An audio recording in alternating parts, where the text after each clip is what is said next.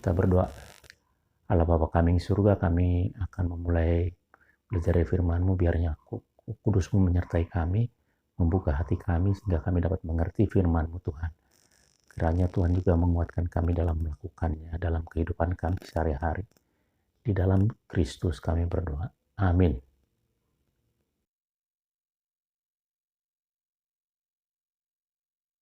Lukas 19 ayat 1-10. Yesus masuk ke kota Yeriko dan berjalan terus melintasi kota itu.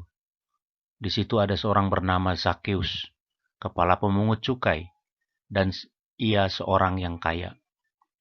Ia berusaha untuk melihat orang apakah Yesus itu, tetapi ia tidak berhasil karena orang banyak, sebab badannya pendek. Maka berlarilah ia mendahului orang banyak, lalu memanjat pohon ara untuk melihat Yesus yang akan lewat di situ. Ketika Yesus sampai ke tempat itu, ia melihat ke atas dan berkata, "Zakeus, segeralah turun, sebab hari ini aku harus menumpang di rumahmu." Lalu Zakeus segera turun dan menerima Yesus dengan sukacita. Tetapi semua orang yang melihat hal itu bersungut-sungut. Katanya, "Ia menumpang di rumah orang berdosa." Tetapi Zakeus berdiri dan berkata kepada Tuhan, "Tuhan, setengah dari milikku akan kuberikan kepada orang miskin. Dan sekiranya ada sesuatu yang kuperas dari seseorang, akan kukembalikan 4 kali lipat." Kata Yesus kepadanya, "Hari ini telah terjadi keselamatan kepada rumah ini, karena orang ini pun anak Abraham. Sebab anak manusia datang untuk mencari dan menyelamatkan yang hilang."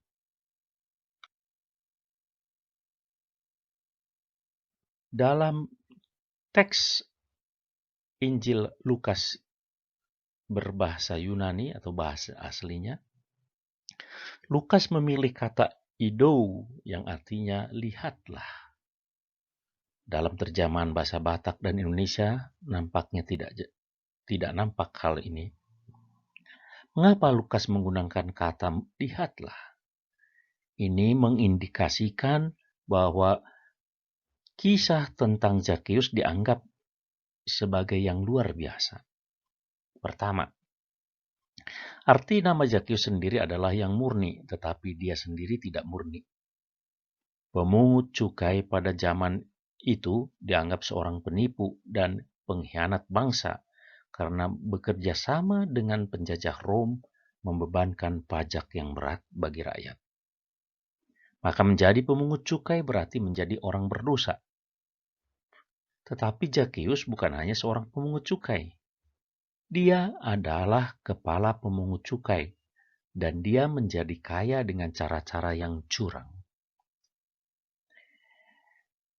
Yesus dalam perikop sebelumnya telah mengajar orang banyak betapa sulitnya bagi orang kaya untuk memasuki kerajaan surga.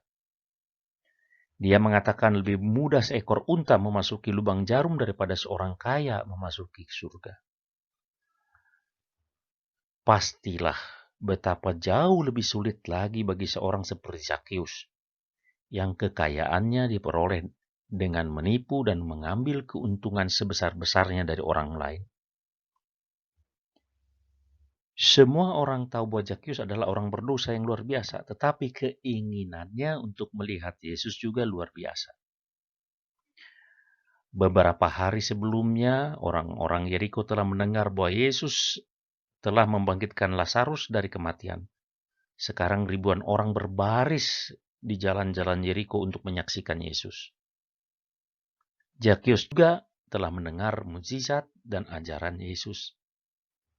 Tetapi ia belum pernah melihat dia. Seperti apa Yesus itu? Dia ingin melihat Yesus, tetapi orang banyak menghalanginya. Dan dia terlalu pendek untuk itu. Namun dia tidak kehilangan akal. Dia terus berlari mendahului mereka dan memanjat pohon ara untuk melihat Yesus. Dia mengatasi hambatan dalam dirinya, hambatan di luar dirinya, dan mempertaruhkan kehormatannya demi melihat Yesus. Ketika Yesus sampai ke tempat itu, ia melihat ke atas dan berkata, "Zakeus, segeralah turun, sebab hari ini aku harus menumpang di rumahmu." Lalu Zakeus segera turun dan menerima Yesus dengan sukacita. Dia mungkin berpikir, Yesus ini tahu namaku, maka dia juga pasti tahu siapa aku dan apa pekerjaanku. Tetapi dia berkata akan bersama dengan aku, dan ini mengejutkan dia. Maka ada harapan baginya dari orang yang dibenci karena dosa dan diterima oleh Tuhan apa adanya. Harapan di dalam Yesus Kristus. Kisah Zakeus adalah contoh bagus tentang bagaimana kita harus menanggapi kedatangan Yesus ke dunia ini. Dan bagaimana kita harus bertobat ketika kita berbuat dosa. Ada 3 hal yang nampak dalam kisah ini. Pengakuan akan dosa, pertobatan karena diterima oleh Kristus, dan pemulihan dengan hubungan kepada sesama.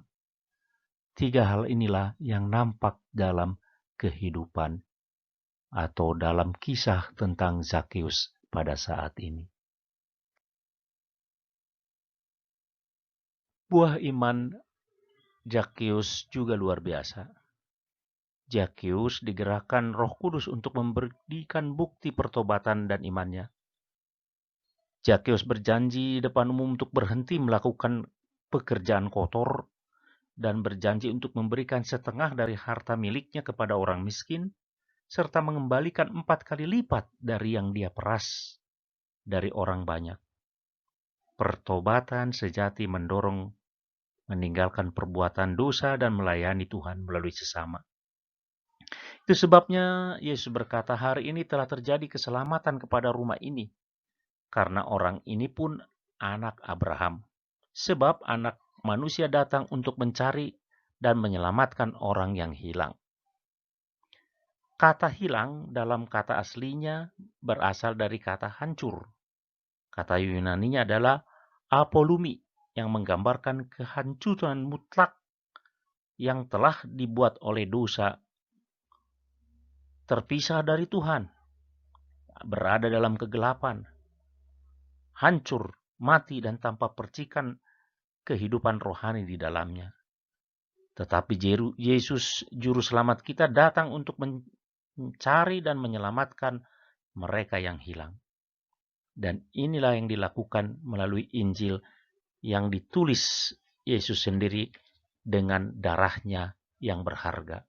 Keselamatan milik mereka yang menerima dia dengan iman. Zakeus adalah orang Yahudi sejak lahir, seperti kebanyakan orang pada saat itu. Tetapi dia tidak menjadi keturunan Abraham yang sejati, kecuali dengan kelahiran kembali melalui iman. Kita bukan orang Yahudi, tetapi kita juga dapat memiliki berkat anak-anak Abraham yang sejati dengan iman kepada Yesus Kristus sebagai Juru Selamat kita.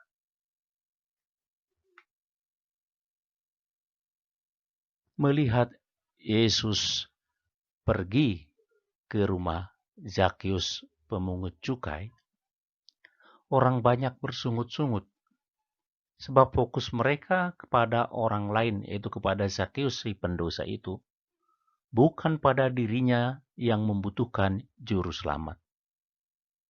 Mereka merasa bahwa dosa mereka bukanlah persoalan besar, sehingga mereka tidak membutuhkan Yesus sebagai Juru Selamat. Sepanjang kita tidak merasakan bahwa dosa adalah persoalan besar bagi Allah, maka sepanjang itu pula kita tidak membutuhkan Juru Selamat. Orang banyak pada waktu itu percaya bahwa mereka mempunyai tanda kutip kedudukan rohani di hadapan Allah karena mereka adalah keturunan Abraham, karena mereka lebih tanda kutip rohani daripada pemungut cukai. Tidak bedanya dengan banyak orang saat ini yang menganggap bahwa mereka mempunyai status atau kedudukan rohani lebih dari orang-orang lain karena mereka lebih rajin ke gereja, lebih banyak melakukan pekerjaan, sehingga statusnya di hadapan Allah lebih tinggi dari orang lain. Sepanjang ini kita pegang dalam hati kita, sepanjang itu pula lah kita akan merasakan kurang membutuhkan Yesus sebagai juru selamat. Semoga kita semua merasakan bahwa kita membutuhkan juru selamat, yaitu Yesus Kristus, bukan karena apa yang kita kerjakan, tetapi karena kita memang adalah orang-orang yang berdosa dan diperkenan oleh Tuhan. Zakeus menunjukkan kepada kita bagaimana kerajaan surga dimasuki oleh orang-orang berdosa. Apakah kita merasakan kebutuhan mendesak akan Yesus Kristus seperti dirasakan Zakeus? Menyadari dosa-dosa kita dan didorong untuk datang kepada Yesus memohon pengampunan. Tidak jarang tekanan orang banyak membuat kita merasa tidak kuat untuk datang kepada Kristus atau dihambat untuk datang kepada Kristus. Seperti yang dilakukan Zakeus, kita harus dapat mengatasi hambatan-hambatan itu. Berusaha mengatasi kekurangan dan hambatan dari kerumunan orang banyak untuk melihat juru selamat kita dalam firman-Nya dan masuk kerajaannya dengan pertobatan dan iman. Kiranya Tuhan menguatkan kita. Kita berdoa. Ya Tuhan, terima kasih Tuhan karena Engkau telah menyapa kami dengan firman-Mu dan kami belajar dari hamba-Mu Zakeus yang menyadari dosanya dan didorong untuk bertemu denganmu, memohon pengampunan dosa Tuhan. Biarlah kami juga merasakan bahwa dosa kami ini serius bagimu Tuhan, dan karena itu kami didorong untuk datang kepadamu, untuk menerima pengampunan darimu dan untuk bertobat dan melakukan pemulihan hubungan kami dengan sesama dan dengan Engkau Tuhan. Terima kasih Tuhan karena Kamu mampukan untuk lepas dari hukuman dosa dan bahkan iblis Tuhan. Terima kasih Tuhan, kuatkan kami dalam melakukan firman dalam kehidupan kami sehari-hari. Dalam Kristus kami berdoa. Amin.